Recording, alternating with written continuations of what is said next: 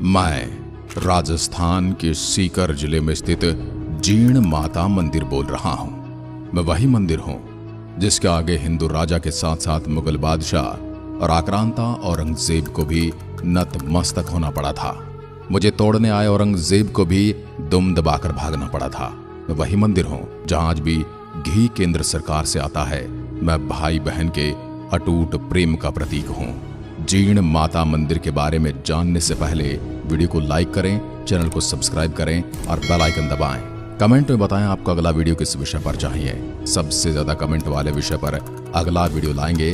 अगर आप चाहते हैं आपके पसंद के विषय पर वीडियो आए, कमेंट करें और उस विषय की थोड़ी जानकारी भी लिखें। इस वीडियो के लिए भी कई दर्शकों ने कमेंट किया था, जैसे कि आप वीडियो में स्क्रीनशॉट देख रहे हैं। चलिए शुरू करते हैं जीण माता मंदिर की यात्रा।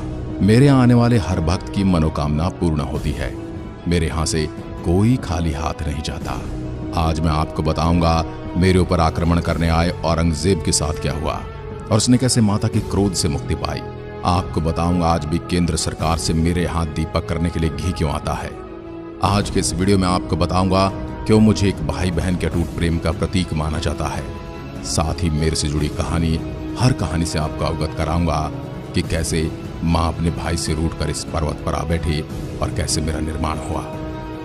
मैं भारत के प्रसिद्ध मंदिर बाबा खाटू श्याम मंदिर से 29 किलोमीटर और सीकर से 19 किलोमीटर दक्षिण में स्थित हूँ। मैं सैकड़ों वर्ष पुराना माना जाता हूँ।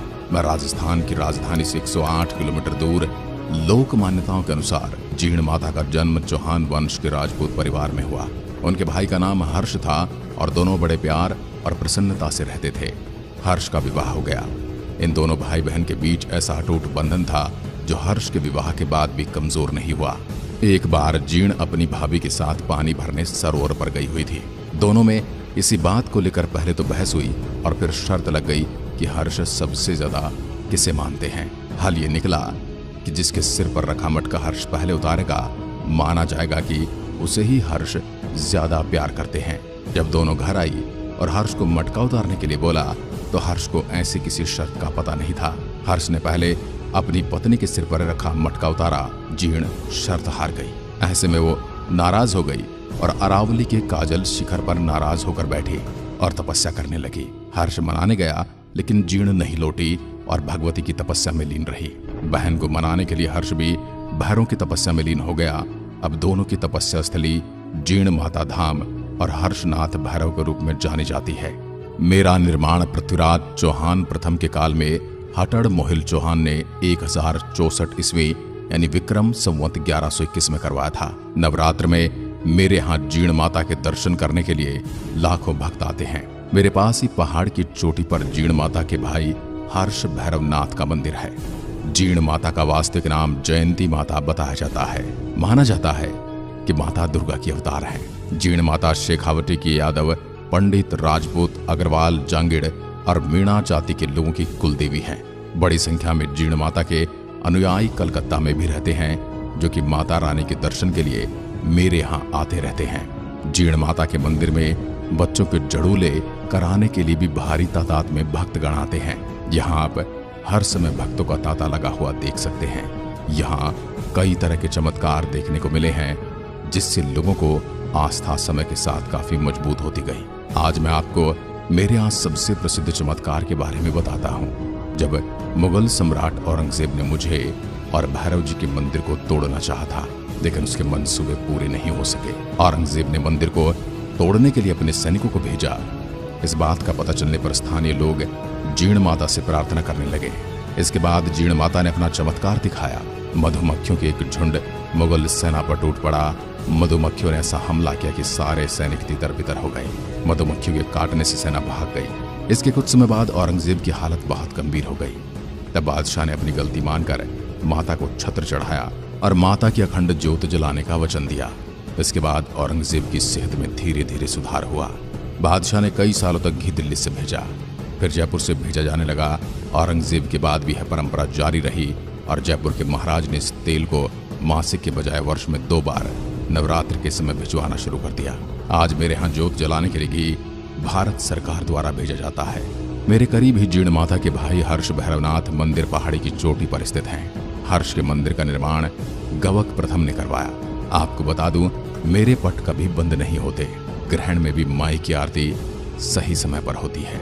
एक लोकप्रिय मान्यता है जो सदियों से लोगों तक आती है कि चूरू के गांव धांगू में राजा गंगो सिंह जी, धांधल राय जी ने कहा जाता है, ने इस शर्त पर उर्वशी यानी अप्सरा से विवाह किया और शर्त ये थी वह अपने महल में पूर्व सूचना के बिना नहीं जाएंगे। राजा गंगो सिंह जी को एक पुत्र मिला जिसे हर्ष कहा जाता था और एक बेटी जीर्ण थी। बाद में उसने फिर से कल्पना की, लेकिन मौके के तौर पर यह राजा गंगो सिंह जी अपने पूर्वजों को बिना बताए महल में गए और इस तरह उन्होंने अप्सरा के लिए किए गई प्रतिज्ञा का उल्लंघन किया।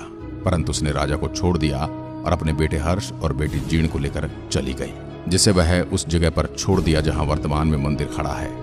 इस घटना को एक सच्ची घटना के रूप में नहीं देखा जाता। अगर मेरी सुंदरता की बात करूं तो सभी ओर से शानदार अरावली श्रृंखला पर्वत संरक्षित है। मैं उत्कृष्ट प्राकृतिक दृश्यों, सुरम्य पहाड़ियों और ऊंचे पेड़ों के बीच शांति और सुकून की तस्वीर पेश करता हूं। मेरे शिखर के शीर्ष पर लहराते लाल झंडे मुझे एक दिव्य ब्रह्मांडीय अनुभूति देते हैं। काजल शिखर पर सीढ़ियों का एक बेड़ा मुख्य मंदिर कक्षा की ओर जाता है, जो 24 सुंदर स्तंभों द्वारा समर्थित है, जिन पर मूर्तियां खुदी हुई हैं। उच्च गुणवत्ता वाले सफेद संगमरमर और चूना पत्थर से बना मेरा आंतरिक भाग अधिकारियों द्वारा निरंतर नवीनीकरण कार्य के कारण आधुनिक दिखता है, लेकिन यह देखना अच्छा है कि स्थापित देवता अपने प्राचीन आकर्षण को बरकरार रखे हुए हैं। मेरे सभी किनारों पर भगवान शिव, भगवान भैरव और भगवान हनुमान के साथ साथ 8 सशस्त्र स्वयंभू या स्वयं प्रकट माता जीर्ण, महिषासुर मर्दिनी, मां दुर्गा का रूप से ऐसे कई देवता हैं। आप यहाँ कर महसूस करेंगे गर्भगृह में पिन ड्रॉप साइलेंस है, बहुत अधिक शांति है। श्रद्धालु समूहों में या अकेले बैठे हैं और या तो मौन ध्यान कर रहे हैं या मंत्र बुदबुदा रहे हैं। मध्य में जीर्ण माता विराजमान है।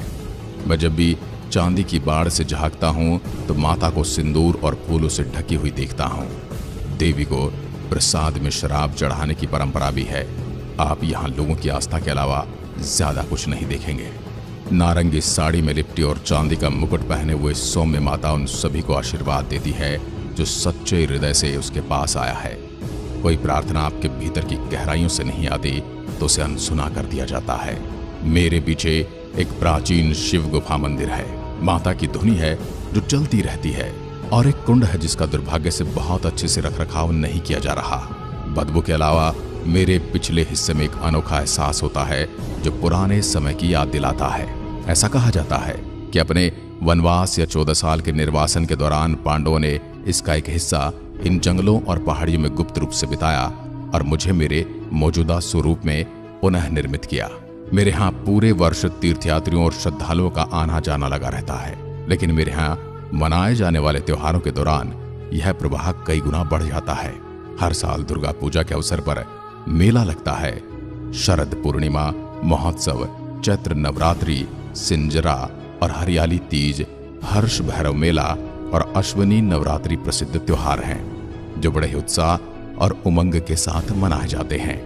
जब परिवार माता को कुलदेवी के रूप में पूजते हैं, वो अपने पुत्रों को मुंडन संस्कार के लिए मंदिर में लाते हैं और विवाहित जोड़े अपनी प्रसन्नता और समृद्धि के लिए आशीर्वाद लेने के लिए मंदिर में आते हैं। अगर आप माता के दर्शन के लिए आते हैं तो आपको बता दूं, गर्मी के मौसम में मैं सुबह 4 बजे खुलता हूं और रात 10 बजे बंद होता हूं और सर्दियों के दौरान सुबह 4:30 बजे से रात 9:30 बजे तक बंद रहता हूं। मेरे यहाँ प्रवेश निःशुल्क है। जीर्ण भवानी की सुबह 4 बजे मंगला आरती होती है। 8 बजे श्रृंगार के बाद आरती होती है, वो साय 7 बजे आरती होती है। दोनों आरतियों के बाद चावल का भोग वितरण होता है। माता के मंदिर में प्रत्येक दिन आरती समयानुसार होती है। चंद्र ग्रहण और सूर्य ग्रहण के समय भी आरती अपने समय पर होती है। हर महीने शुक्ल पक्ष की अष्टमी को विशेष आरती व प्रसाद का वितरण होता है। माता के मंदिर के गर्भगृह के द्वार 24 घंटे खुले रहते हैं। केवल श्रृंगार के समय पर्दा लगाया जाता है। अब बात करते हैं आप मेरी यात्रा करने के लिए मुझ तक कैसे पहुंच सकते हैं। अगर आप हवाई मार्ग का चुनाव करते हैं तो मेरा सबसे निकटतम हवाई अड्डा जयपुर अंतर्राष्ट्रीय हवाई अड्डा है, जो मुझसे 125 किलोमीटर की दूरी पर है। यहाँ से आप स्थानीय परिवहन सेवाएं या टैक्सी का उपयोग करके इस मंदिर तक आसानी से पहुंच सकते हैं। अगर आप ट्रेन यानी कि रेल मार्ग द्वारा आना चाहते हैं तो मेरा निकटतम railway station Sikar railway station है, जो मंदिर से 15.2 किलोमीटर की दूरी पर है। यहाँ से आप स्थानीय परिवहन सेवाओं या टैक्सी का उपयोग करके इस मंदिर तक आसानी से पहुंच सकते हैं। अगर आप सड़क मार्ग से मेरी यात्रा करना चाहते हैं तो मेरे इस मंदिर की सड़कें देश के अन्य शहरों से अच्छी तरह से जुड़ी हुई हैं, इसलिए आप देश के किसी भी हिस्से से अपने वाहन या किसी सार्वजनिक बस या टैक्सी द्वारा इस मंदिर तक आसानी से पहुंच सकते हैं। दोस्तों, जीण माता का इतिहास और यहाँ के चमत्कारों का विस्तृत वर्णन आपने इस वीडियो के माध्यम से जाना। अगर आपको वीडियो पसंद आया है तो अपने दोस्तों और रिश्तेदारों के साथ साझा जरूर करें और कमेंट करके बताएं अगला वीडियो किस विषय पर देखना है। चैनल को सब्सक्राइब नहीं किया है तो चैनल को सब्सक्राइब करें और बेल आइकन को जरूर दबाएं। धन्यवाद। जय हिंद, जय भारत।